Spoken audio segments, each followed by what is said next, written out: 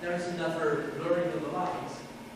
It's between, well, it's the same idea in a sense. There are two ways for our species to destroy itself, to annihilate itself. The direct way, which is war, conflict, fights, etc. And the indirect way, which is to destroy the conditions necessary for the continuation of life on this planet. Those two ways are more and more interrelated. So, on the right hand you see human violence, that begets wars for instance, and you have destruction of nature. And you have two arrows. The destruction of nature produces violence. And why is it that we destroy nature? Is it because we hate nature? Of course not. If we destroy nature, it's not because we hate it. What would that mean? We hate her, an English speaker would say. Nature is not a person, exactly. If we destroy nature, it's because we hate one another. And two people who fight each other generally give stronger blows to the innocent third party that is passing by, rather than to the other partner of violence. And the third party, innocent third party in our fights, in our wars, is precisely nature. The lower arrow, destruction of nature begets violence. Well, it's obvious. The first manifestations of climate change are not going to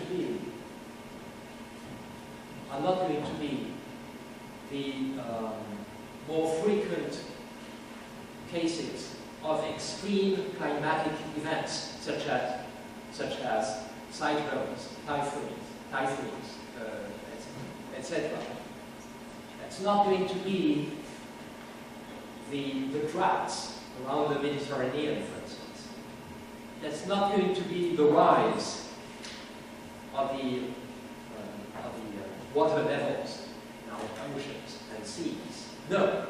The first manifestations of climate change are going to be wars and conflicts triggered by the huge movements of population that will result from the anticipation of those climatic events. So we have this closed loop, causal loop, between the destruction of nature and human violence.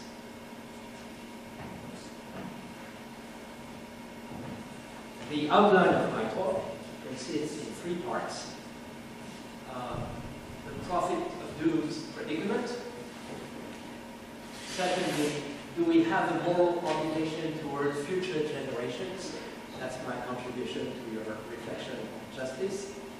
And thirdly, back to the doomsaying thing, the doomsayer's paradox, and the solution to that paradox. Okay? Prophet of doom's predicament.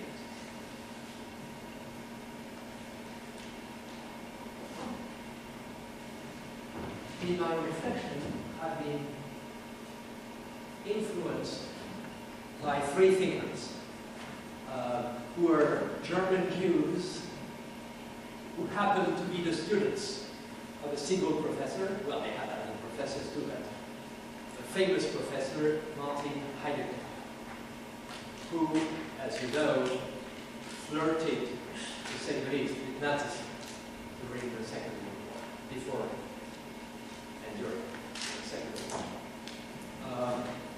On the lower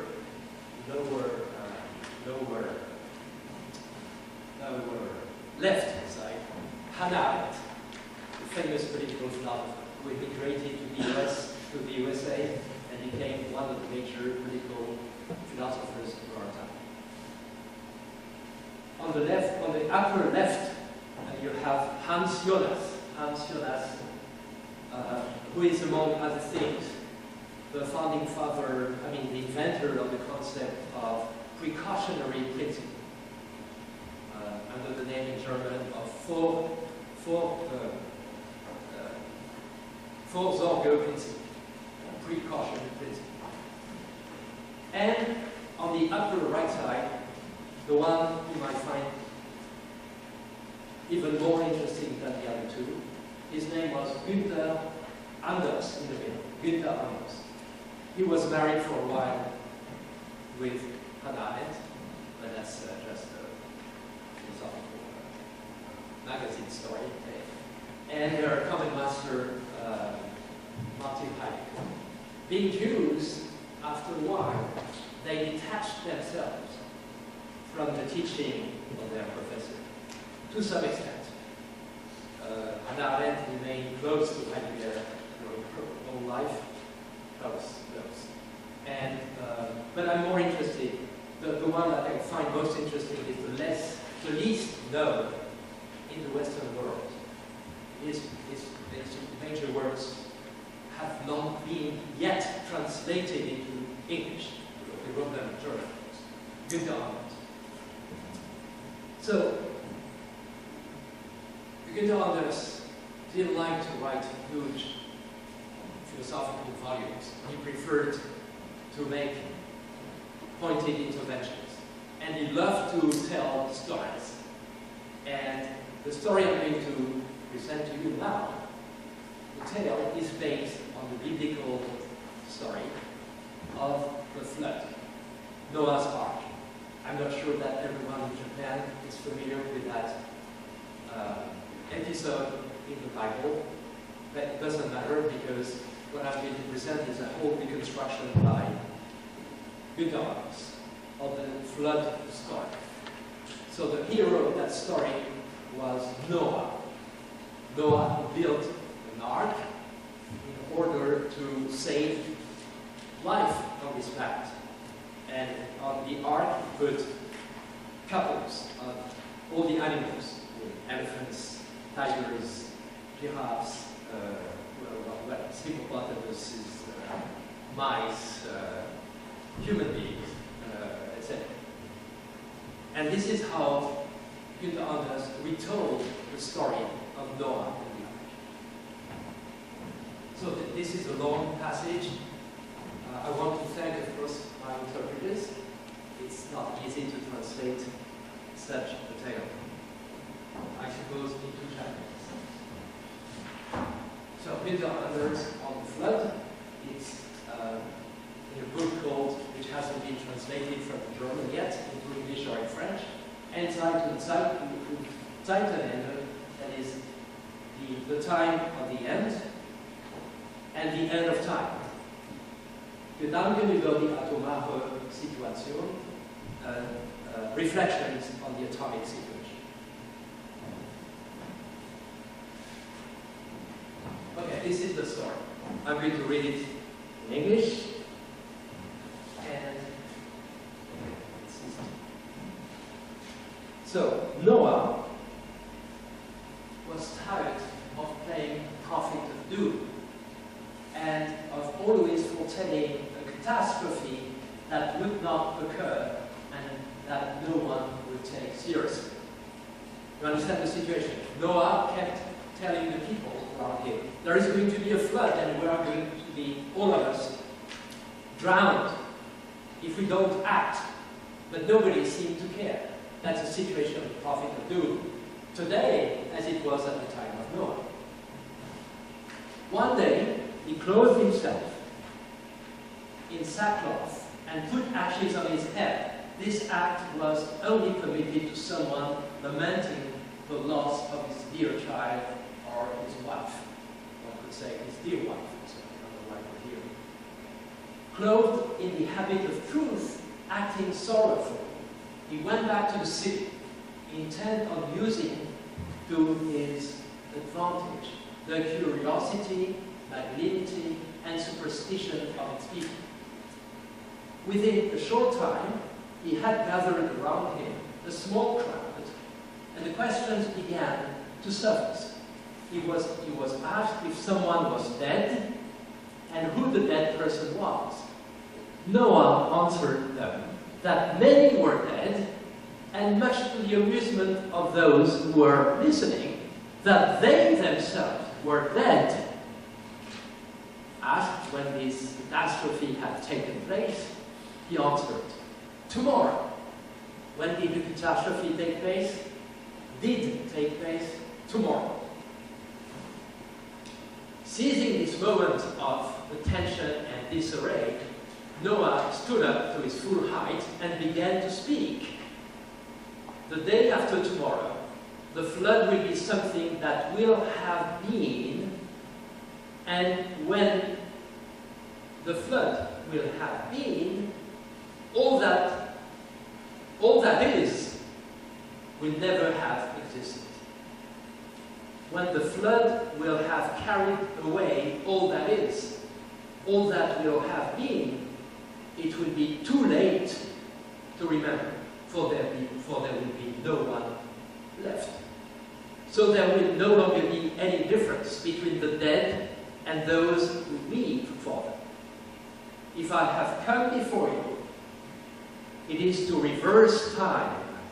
It is to weep today for tomorrow's dead.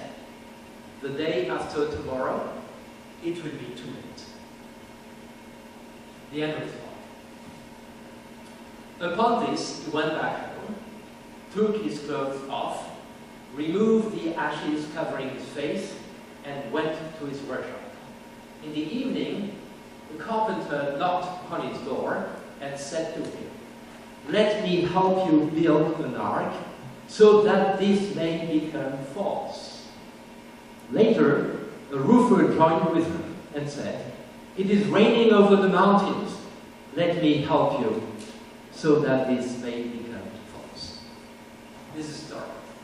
I find it absolutely beautiful, incredibly powerful, and it includes everything that has to be reflected upon in order to understand the situation of the prophet of doom today, in our time. When did the flood happen? Tomorrow. There is a paradox here. I hope the same paradox exists in Japanese, because of course, my talk is about the metaphysics of time, of temporality.